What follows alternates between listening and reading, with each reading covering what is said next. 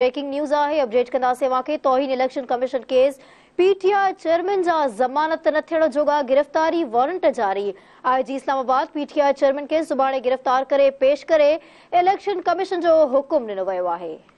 अहम ख़बर आहे नाज़रीन आगाह कंदासीं अवां खे तौहीन इलेक्शन कमीशन केस में पीटीआई चेयरमैन जा ज़मानत न थियण जोगा गिरफ़्तारी वारंट जारी कया विया आहिनि। आईजी इस्लामाबाद पीटीआई चेयरमैन खे सुभाणे गिरफ़्तार करे पेश करण इलेक्शन कमीशन जो हुकुम आयो आहे।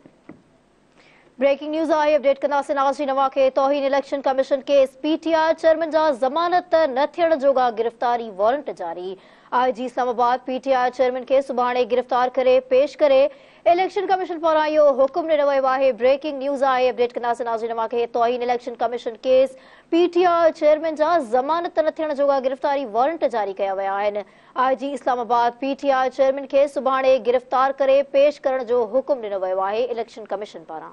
अहम ख़बर आहे नाज़रीन अवां खे आगाह कंदासीं तौहीन इलेक्शन कमीशन केस में पीटीआई चेयरमैन जा ज़मानत न थियण जोगा गिरफ़्तारी वारंट जारी कया विया आहिनि।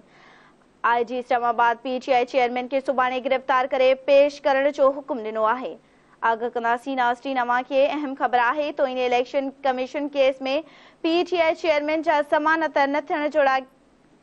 गिरफ़्तारी वारंट जारी करे छॾिया आहिनि।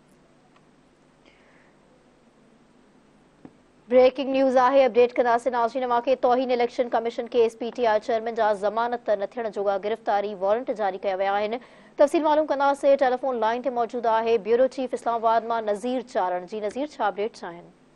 जी बिल्कुल इलेक्शन कमीशन तरफा केतरा भेरा पीटीआई चेयरमैन के तलब किया वियो हो त तौहीन इलेक्शन कमीशन केस में पाण मुरादो पेश थे, पर उन जे बावजूद नोटिस जारी थियण जे बावजूद ऐं केतरा भेरा जेको आहे सो वकील ज़रिए उनखे पीटीआई जे चेयरमैन के पैगाम पहुचाइण जे बावजूद पीटीआई चेयरमैन मुसलसल जेकी इलेक्शन कमीशन तौहीन केस जी ॿुधणी हली रही उनमें अॼु जे ताईं कंहिं तरीक़े सां न संदसि वकील पेश थियो, पर जेको आहे सो पीटीआई जे चेयरमैन खे ज़ाती हैसियत में तलब करण जे बावजूद पेश न थियण ते आख़िरकार अॼु इलेक्शन कमीशन पीटीआई चेयरमैन जा गिरफ़्तारी न थियण जोगा वारंट जेके आहिनि सो जारी करे छॾिया आहिनि। इलेक्शन कमीशन जे तरफ़ां जेको आहे सो इहो सख़्तीअ सां आईजी इस्लामाबाद खे इहो हुकुमनामो जारी कयो आहे त सुभाणे हर सूरत में पीटीआई जो चेयरमैन किथे बि हुजे उनखे गिरफ़्तार करे इलेक्शन कमीशन में जेको आहे सो इलेक्शन कमीशन तौहीन केस में जे आॾो जेकी ॿुधणी बेंच करे रही आहे उन आॾो पेश कयो वञे। इलेक्शन कमीशन तरफ़ां जेको आहे सो ॿुधाईंदो हलां त पीटीआई चेयरमैन खे जेको आहे सो नोटिस त जारी कया विया हुआ ऐं केतिरा ई भेरा ज़ाती हैसियत में बि तलब कयो वियो हो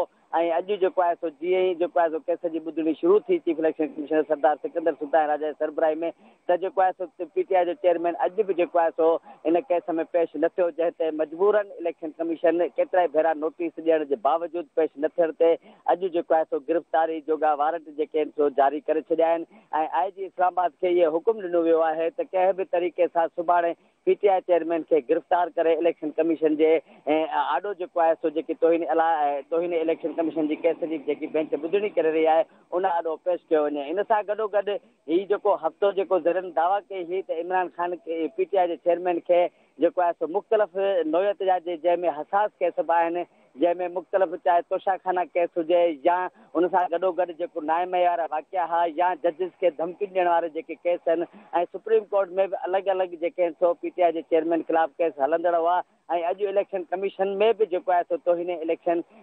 कमीशन जे केस में पीटीआई जे चेयरमैन जेको आहे सो अॼु न पेश थियो, जंहिं ते इलेक्शन कमीशन तरफ़ां गिरफ़्तारी जोगा न थियण जोगा जेके वारंट आहिनि उहे जारी करे छॾिया आहिनि ऐं आईजी इस्लामाबाद खे हुकुम कयो आहे त सुभाणे हर सूरत में पीटीआई चेयरमैन किथे बि हुजे उनखे गिरफ़्तार करे। नज़ीर, अवां जी वॾी महिरबानी अपडेट करण लाइ।